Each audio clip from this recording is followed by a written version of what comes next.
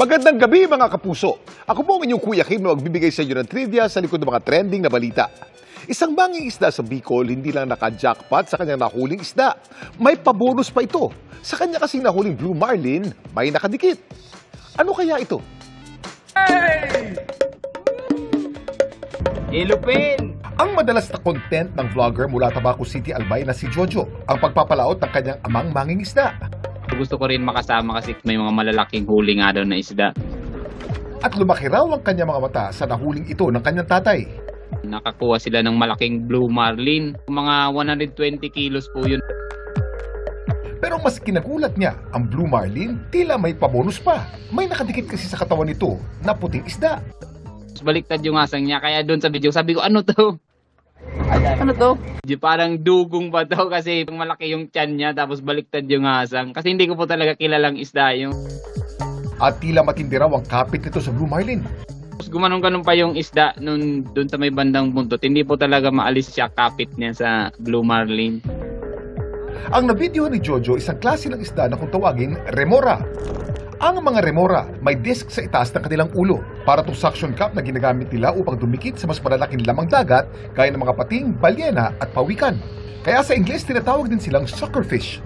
At kaya raw sila dumidikit sa ibang lamang dagat ay dahil may limitasyon ang kakayahan nila sa paglangoy.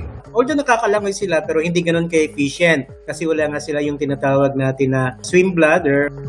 Sa pamamagitan nito, nakakatipid daw sila ng enerhiya at mas mabilis sila nakakarating sa iba't ibang lugar. And at the same time, may protection pa sila sa mga predators and nadadala sila doon sa mga lugar na maraming mga pagkain din. Ang tawag naman sa klase ng remora na nabidyohan ni Jojo, white remora o white suckerfish. Minsan napagkakamalan silang albino, pero iba naman yung albino sir kasi may genetic disorder yon. Ito ang pinakamaliit sa 8 species ng remora.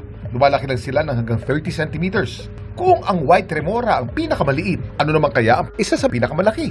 Kuya Kim, ano na? Isa sa pinakamalaking species ng remora ay ang mga remora australis o whale sucker. Maaari silang humaba ng hanggang 76 centimeters o 30 inches. Sila rin ang rarest kung ituring. At kaya whale sucker ang tawag sa mga ito dahil tanging sa mga cetaceans lamang sila dumidikit o kumakapit.